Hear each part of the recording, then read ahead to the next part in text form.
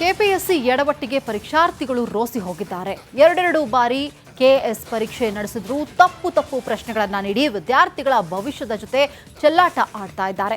ಹೀಗಾಗಿ ಕೆಪಿಎಸ್ಸಿ ವಿರುದ್ಧ ಸಿಡಿದೆದ್ದ ಪರೀಕ್ಷಾರ್ಥಿಗಳು ಇವತ್ತು ಬೆಂಗಳೂರಿನ ಫ್ರೀಡಂ ಪಾರ್ಕ್ನಲ್ಲಿ ರೊಚ್ಚಿಗೆದ್ದಿದ್ರು.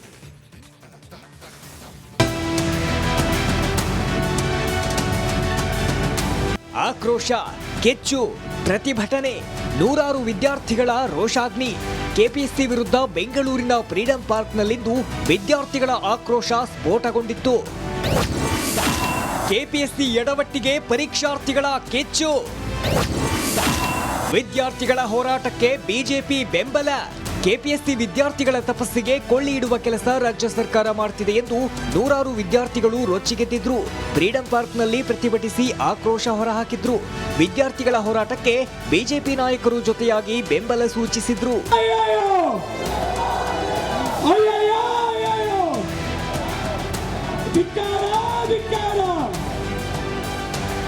ಬಿಜೆಪಿ ರಾಜ್ಯಾಧ್ಯಕ್ಷ ಬಿವೈ ವಿಜಯೇಂದ್ರ, ಪರಿಷತ್ ವಿಪಕ್ಷ ನಾಯಕ ಛಲವಾದಿ ನಾರಾಯಣಸ್ವಾಮಿ, ಬಿಜೆಪಿ ಯುವ ಮೋರ್ಚಾ ಅಧ್ಯಕ್ಷ ಧೀರಜ್ ಮುನಿರಾಜ್ ಭಾಗವಹಿಸಿ ಕೆಪಿಎಸ್ಸಿ ವಿರುದ್ಧ ಹರಿಹಾಯ್ದ್ರು. ಕೆಎಎಸ್ ಮರುಪರೀಕ್ಷೆ ನಡೆಸುವಂತೆ ಒತ್ತಾಯಿಸಿದ್ರು. ಕನ್ನಡಕ್ಕೆ ಏನೋ ಭಾಷಾಂತರಗಳಾಗ್ತದೆ, ಅಲ್ಲೇನೋ ಸಮಸ್ಯೆಗಳು ಉದ್ಭವ ಆಗ್ತಾ ಇದೆ. ಇದೆಲ್ಲದರ ವಿರುದ್ಧ ಇವತ್ತು ಸಹಸ್ರ ಸಂಖ್ಯೆಯಲ್ಲಿ ಇವತ್ತು ವಿದ್ಯಾರ್ಥಿಗಳು, ಯುವಕ ಮಿತ್ರರು ಇವತ್ತು ಹೋರಾಟವನ್ನು ಮಾಡ್ತಾ ಇದ್ದಾರೆ. ಈ ಕೆಪಿಎಸ್ಸಿಯ ಗೊಂದಲಗಳ ವಿರುದ್ಧ ಇವತ್ತು ಹೋರಾಟವನ್ನು ಮಾಡ್ತಾ ಇದ್ದಾರೆ. ರಾಜ್ಯ ಸರ್ಕಾರದ ವಿರುದ್ಧ ಹೋರಾಟವನ್ನು ಮಾಡ್ತಾ ಇದ್ದಾರೆ.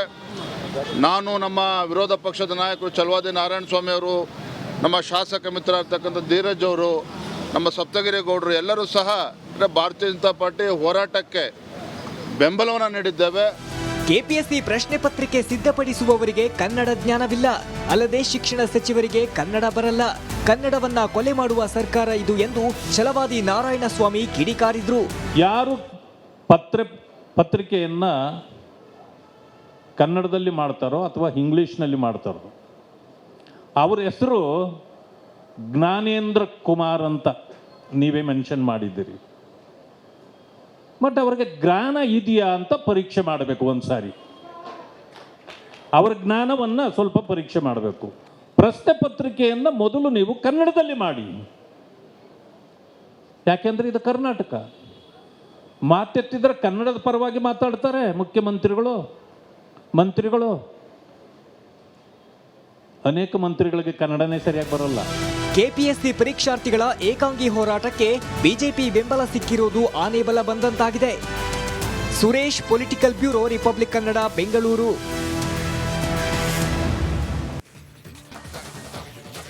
ಕೆಪಿಎಸ್ಸಿ ಎಡವಟ್ಟಿಗೆ ಪರೀಕ್ಷಾರ್ಥಿಗಳು ರೋಸಿ ಹೋಗಿದ್ದಾರೆ. ಎರಡೆರಡು ಬಾರಿ ಕೆಎಸ್ ಪರೀಕ್ಷೆ ನಡೆಸಿದ್ರು ತಪ್ಪು ಪ್ರಶ್ನೆಗಳನ್ನು ನೀಡಿ ವಿದ್ಯಾರ್ಥಿಗಳ ಭವಿಷ್ಯದ ಜೊತೆ ಚೆಲ್ಲಾಟ ಆಡ್ತಾ ಇದ್ದಾರೆ. ಹೀಗಾಗಿ ಕೆಪಿಎಸ್ಸಿ ವಿರುದ್ಧ ಸಿಡಿದೆದ್ದ ಪರೀಕ್ಷಾರ್ಥಿಗಳು ಇವತ್ತು ಬೆಂಗಳೂರಿನ ಫ್ರೀಡಂ ಪಾರ್ಕ್ನಲ್ಲಿ ರೊಚ್ಚಿಗೆದ್ದಿದ್ರು.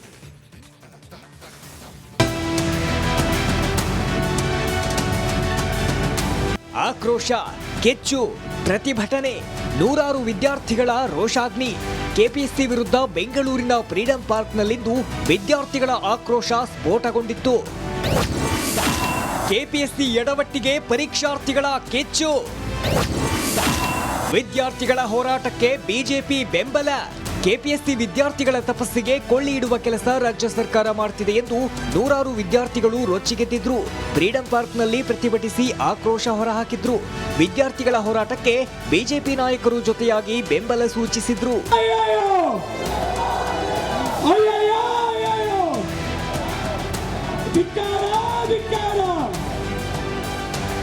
ಬಿಜೆಪಿ ರಾಜ್ಯಾಧ್ಯಕ್ಷ ಬಿವೈ ವಿಜಯೇಂದ್ರ, ಪರಿಷತ್ ವಿಪಕ್ಷ ನಾಯಕ ಛಲವಾದಿ ನಾರಾಯಣಸ್ವಾಮಿ, ಬಿಜೆಪಿ ಯುವ ಮೋರ್ಚಾ ಅಧ್ಯಕ್ಷ ಧೀರಜ್ ಮುನಿರಾಜ್ ಭಾಗವಹಿಸಿ ಕೆಪಿಎಸ್ಸಿ ವಿರುದ್ಧ ಹರಿಹಾಯ್ದ್ರು. ಕೆಎಎಸ್ ಮರುಪರೀಕ್ಷೆ ನಡೆಸುವಂತೆ ಒತ್ತಾಯಿಸಿದ್ರು. ಕನ್ನಡಕ್ಕೆ ಏನೋ ಭಾಷಾಂತರಗಳಾಗ್ತದೆ, ಅಲ್ಲೇನೋ ಸಮಸ್ಯೆಗಳು ಉದ್ಭವ ಆಗ್ತಾ ಇದೆ.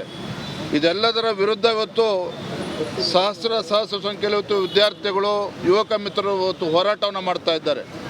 ಈ ಕೆಪಿಎಸ್ಸಿಯ ಗೊಂದಲಗಳ ವಿರುದ್ಧ ಇವತ್ತು ಹೋರಾಟವನ್ನು ಮಾಡ್ತಾ ಇದ್ದಾರೆ. ರಾಜ್ಯ ಸರ್ಕಾರದ ವಿರುದ್ಧ ಹೋರಾಟವನ್ನು ಮಾಡ್ತಾ ಇದ್ದಾರೆ. ನಾನು, ನಮ್ಮ ವಿರೋಧ ಪಕ್ಷದ ನಾಯಕರು ಛಲವಾದಿ ನಾರಾಯಣಸ್ವಾಮಿ ಅವರು, ನಮ್ಮ ಶಾಸಕ ಮಿತ್ರ ಇರ್ತಕ್ಕಂಥ ಧೀರಜ್ ಅವರು, ನಮ್ಮ ಸಪ್ತಗಿರಿ ಗೌಡರು ಎಲ್ಲರೂ ಸಹ ಭಾರತೀಯ ಜನತಾ ಪಾರ್ಟಿ ಹೋರಾಟಕ್ಕೆ ಬೆಂಬಲವನ್ನು ನೀಡಿದ್ದೇವೆ. ಕೆಪಿಎಸ್ಸಿ ಪ್ರಶ್ನೆ ಪತ್ರಿಕೆ ಸಿದ್ಧಪಡಿಸುವವರಿಗೆ ಕನ್ನಡ ಜ್ಞಾನವಿಲ್ಲ, ಅಲ್ಲದೆ ಶಿಕ್ಷಣ ಸಚಿವರಿಗೆ ಕನ್ನಡ ಬರಲ್ಲ, ಕನ್ನಡವನ್ನ ಕೊಲೆ ಮಾಡುವ ಸರ್ಕಾರ ಇದು ಎಂದು ಛಲವಾದಿ ನಾರಾಯಣಸ್ವಾಮಿ ಕಿಡಿಕಾರಿದ್ರು. ಯಾರು ಪತ್ರಿಕೆಯನ್ನ ಕನ್ನಡದಲ್ಲಿ ಮಾಡ್ತಾರೋ ಅಥವಾ ಇಂಗ್ಲಿಷ್ನಲ್ಲಿ ಮಾಡ್ತಾರೋ ಅವ್ರ ಹೆಸರು ಜ್ಞಾನೇಂದ್ರ ಕುಮಾರ್ ಅಂತ ನೀವೇ ಮೆನ್ಷನ್ ಮಾಡಿದ್ದೀರಿ.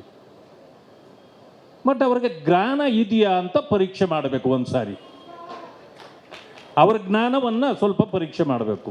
ಪ್ರಶ್ನೆ ಪತ್ರಿಕೆಯನ್ನ ಮೊದಲು ನೀವು ಕನ್ನಡದಲ್ಲಿ ಮಾಡಿ. ಯಾಕೆಂದ್ರೆ ಇದು ಕರ್ನಾಟಕ. ಮಾತೆತ್ತಿದ್ರೆ ಕನ್ನಡದ ಪರವಾಗಿ ಮಾತಾಡ್ತಾರೆ ಮುಖ್ಯಮಂತ್ರಿಗಳು, ಮಂತ್ರಿಗಳು. ಅನೇಕ ಮಂತ್ರಿಗಳಿಗೆ ಕನ್ನಡನೇ ಸರಿಯಾಗಿ ಬರಲ್ಲ. ಕೆಪಿಎಸ್ಸಿ ಪರೀಕ್ಷಾರ್ಥಿಗಳ ಏಕಾಂಗಿ ಹೋರಾಟಕ್ಕೆ ಬಿಜೆಪಿ ಬೆಂಬಲ ಸಿಕ್ಕಿರುವುದು ಆನೆ ಬಲ ಬಂದಂತಾಗಿದೆ. Suresh, political bureau, Republic Kannada, Bengaluru. ಈ ದಂಡ ವಿಧಿಸಲಾಗುತ್ತದೆ. ಇದು ಎಷ್ಟೋ ಪ್ರಯಾಣಿಕರಿಗೆ ಗೊತ್ತಿಲ್ಲ. ಇದರಿಂದ ಕೂಡ ದಂಡ ವಸೂಲಿ ಮಾಡಲಾಗಿದೆ.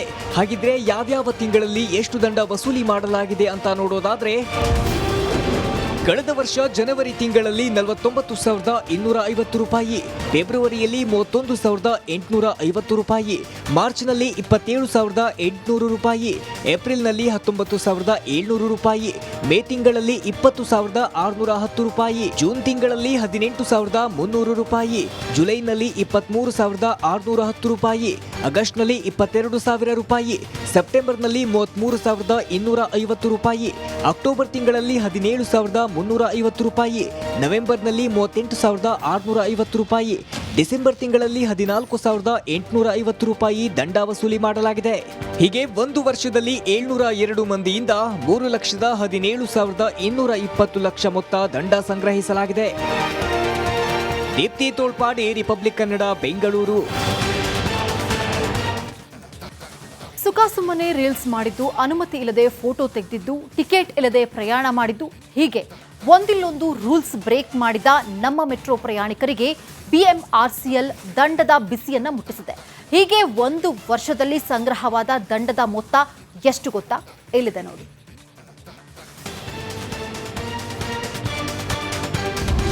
ನಮ್ಮ ಮೆಟ್ರೋದಲ್ಲಿ ರೂಲ್ಸ್ ಬ್ರೇಕ್ ಮಾಡಂಗಿಲ್ಲ. ಬಾಲ ಬಿಚ್ಚಿದ ಪ್ರಯಾಣಿಕರಿಗೆ ಬಿತ್ತು ದಂಡದ ಬಿಸಿ. ನಮ್ಮ ಮೆಟ್ರೋ ಸಿಲಿಕಾನ್ ಸಿಟಿ ಜನರ ಸಂಚಾರಿ ಜೀವನಾಡಿ. ಪ್ರತಿದಿನ ಲಕ್ಷಾಂತರ ಜನರು ಸಂಚರಿಸ್ತಾರೆ.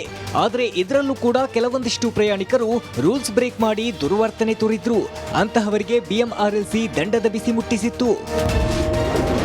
ಒಂದು ವರ್ಷದಲ್ಲಿ 3 ಲಕ್ಷಕ್ಕೂ ಅಧಿಕ ದಂಡ ವಸೂಲಿ. ಒಂದು ವರ್ಷದಲ್ಲಿ ನಮ್ಮ ಮೆಟ್ರೋ 3 ಲಕ್ಷ ದಂಡ ಕಲೆಕ್ಟ್ ಮಾಡಿದೆ. ಅನುಚಿತ ವರ್ತನೆ, ಜೋರಾಗಿ ಮೊಬೈಲ್ನಲ್ಲಿ ಹಾಡು ಹಾಕಿದ್ದು, ರೀಲ್ಸ್ ಮಾಡಿದ್ದು, ಹೀಗೆ ರೂಲ್ಸ್ ಬ್ರೇಕ್ ಮಾಡಿದ 702 ಮಂದಿಯಿಂದ 3,17,220 ದಂಡ ವಸೂಲಿ ಮಾಡಿದೆ. ಮೆಟ್ರೋ ನಿಲ್ದಾಣದೊಳಗೆ ಕೇವಲ 20 ನಿಮಿಷ ಇರಲು ಮಾತ್ರ ಅನುಮತಿ ಇದೆ. ಅದಕ್ಕಿಂತ ಹೆಚ್ಚಿದ್ದರೆ 50ರಿಂದ 100 ರೂಪಾಯಿ ದಂಡ ವಿಧಿಸಲಾಗುತ್ತದೆ. ಇದು ಎಷ್ಟೋ ಪ್ರಯಾಣಿಕರಿಗೆ ಗೊತ್ತಿಲ್ಲ. ಇದರಿಂದ ಕೂಡ ದಂಡ ವಸೂಲಿ ಮಾಡಲಾಗಿದೆ. ಹಾಗಿದ್ರೆ ಯಾವ್ಯಾವ ತಿಂಗಳಲ್ಲಿ ಎಷ್ಟು ದಂಡ ವಸೂಲಿ ಮಾಡಲಾಗಿದೆ ಅಂತ ನೋಡೋದಾದ್ರೆ, ಕಳೆದ ವರ್ಷ ಜನವರಿ ತಿಂಗಳಲ್ಲಿ 49,250 ರೂಪಾಯಿ, ಫೆಬ್ರವರಿಯಲ್ಲಿ 31,850 ರೂಪಾಯಿ, ಮಾರ್ಚ್ನಲ್ಲಿ 27,800 ರೂಪಾಯಿ, ಏಪ್ರಿಲ್ನಲ್ಲಿ 19,700 ರೂಪಾಯಿ, ಮೇ ತಿಂಗಳಲ್ಲಿ 20,610 ರೂಪಾಯಿ, ಜೂನ್ ತಿಂಗಳಲ್ಲಿ 18,300 ರೂಪಾಯಿ, ಜುಲೈನಲ್ಲಿ 23,610 ರೂಪಾಯಿ, ಆಗಸ್ಟ್ನಲ್ಲಿ 22,000 ರೂಪಾಯಿ, ಸೆಪ್ಟೆಂಬರ್ನಲ್ಲಿ 33,250 ರೂಪಾಯಿ, ಅಕ್ಟೋಬರ್ ತಿಂಗಳಲ್ಲಿ 17,350 ರೂಪಾಯಿ, ನವೆಂಬರ್ನಲ್ಲಿ 38,650 ರೂಪಾಯಿ, ಡಿಸೆಂಬರ್ ತಿಂಗಳಲ್ಲಿ 14,850 ರೂಪಾಯಿ ದಂಡ ವಸೂಲಿ ಮಾಡಲಾಗಿದೆ. ಹೀಗೆ ಒಂದು ವರ್ಷದಲ್ಲಿ 702 ಮಂದಿಯಿಂದ 3,17,220 ಲಕ್ಷ ಮೊತ್ತ ದಂಡ ಸಂಗ್ರಹಿಸಲಾಗಿದೆ. ದೀಪ್ತಿ ತೋಳ್ಪಾಡಿ, ರಿಪಬ್ಲಿಕ್ ಕನ್ನಡ, ಬೆಂಗಳೂರು.